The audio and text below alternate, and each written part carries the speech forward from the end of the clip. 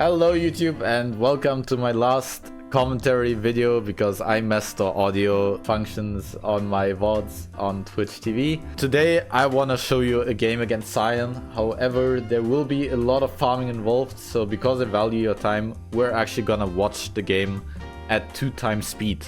I will stop whenever there's something important there and rewind. However, a lot of it is just movement and CSing, so I feel like why make it more difficult for you? Never underestimate the power of Alan! Sion is a matchup where it's kind of difficult to kill him if he doesn't want to die, like the boss. If he wants to die, then that has like its separate issues. Playing against a tank Sion enjoyer and a boss for fuck's sake perma-die enjoyer is a completely different experience. Doesn't mean that one is easier than the other. So what a lot of Sions will do is start Q and then poke you with it. You mostly need to...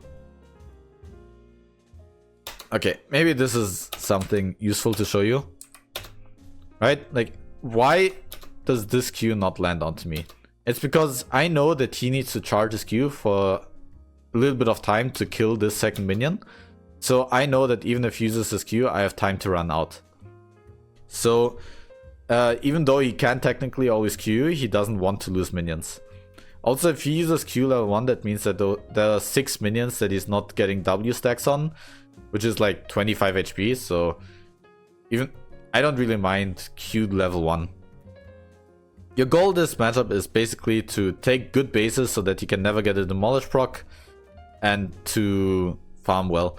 I obviously harass him whenever I can, but the goal of my harass is mostly to make him miss CS and make him use mana so that he isn't capable of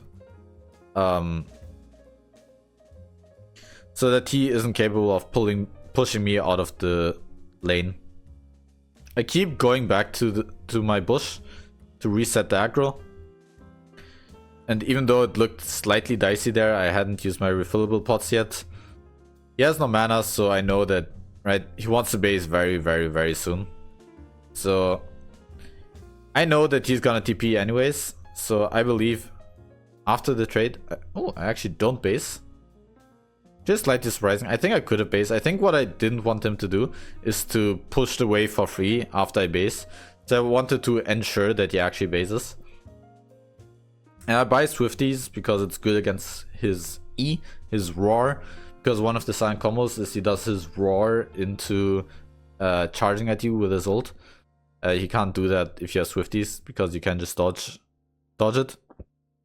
Yeah, he's using a lot of mana while I'm never in real danger of dying. He doesn't go for a plate because I've got my blind. So my base at level 5 was really important so that I can prevent plates from being taken. Here, Sion. Here Viego invades Celia. So I'm like, okay, I gotta help, but because I had the pushing wave, I actually missed some CS. I don't know if I should have helped. Viego dies, so I probably should have. It's just annoying that I end up losing CS and XP for it. Yeah, it's not like I'm playing passively. I'm harassing him whenever I can. It's just with second wind, Dorn Shield, natural tankiness, it's extremely difficult to kill him. Yeah, once again, whenever I go for this, like, I just want to waste his mana. Once he has no mana, he can't do anything, so he's in a rough spot if he does. I could try to freeze it, but what you need to understand about freezing against Sion is that Sion can just ult back to lane, which I think he's about to do. So you don't want to be stuck in the lane with 1,200 gold and and no mana. So it's really important that you take the base that I just did to be able to stay in lane with good amount of money. Because if you're not spending your money isn't doing anything. Here I could have actually tried to have the minions take the plate since he wasn't in lane. I believe he goes for a honey fruit. Oh no, he's trying to help Viego with the Herald. I end up feeling pretty confident here that I can just dodge Sion ult if he ults onto me, so even though Viego just took the Herald, I just continue pushing. The most important part is honestly not you getting plates, but denying Sion from getting plates. Because if Sion snowballs a bit too much, he just becomes an unkillable Demon King. So yeah, it's important to deny him as much as you can. Here, I was planning on denying him the cannon minion, but their minions didn't feel like dying. Like, I never mind him using W to eat up my poison damage, because once again, that is mana that he's not using. If he was this HP with full mana, he would never base there, but that way he was forced to. I didn't respect the Viego there, so I end up dying, which is really bad because he ends up getting 2 plates for it. That is, I think, my only mistake this game. If I just kept him chained to the lane with no mana and I didn't... I basically walked into his tower, right? If I didn't do that, then this would be a flawless laning phase pretty much. I tried to deny his base as much as I can, but... he already based, he TPs. I'm trying to use the little bit of timing that I have to look for a roam, however, nothing is happening here. And then... now, Sion is the one who has to push, so he is the one who has tempo. He can move first. And what ends up happening is he actually ults mid lane, but he doesn't get anything, and he actually baits his entire team into dying. So, I just wanted to show you a kind of a game where just because I'm 1400 LP doesn't mean that I'm like chain killing Sions on cooldown. However, I am grabbing a lot of jungle attention here. I'm never dying to the jungle ganks. And until I did fuck up and I ended up dying, he was getting no plates. So if you just play very consistently, very diligently, you will go out of this lane with 10 CS per minute and like 2 or 3 plates while giving him none of them. And yeah, the only alternative is playing in another way and essentially losing the lane. So Sion isn't the best Teemo matchup, but this way you can kind of make it manageable. Yeah, once again, just always push, always push. Never allow him to be the one pushing. I have some nice movement here, and together with Ignite, end up killing him. Honestly, maybe there's a case to be made about because Sion is constantly in the lane and threatening pushes, maybe it's just better to go TP on Teemo. This might be one of the only matchups where TP is better. But because I really like it in skirmishes around the Herald for Viego, for example, I still just like Ignite. It often provides it with kill pressure.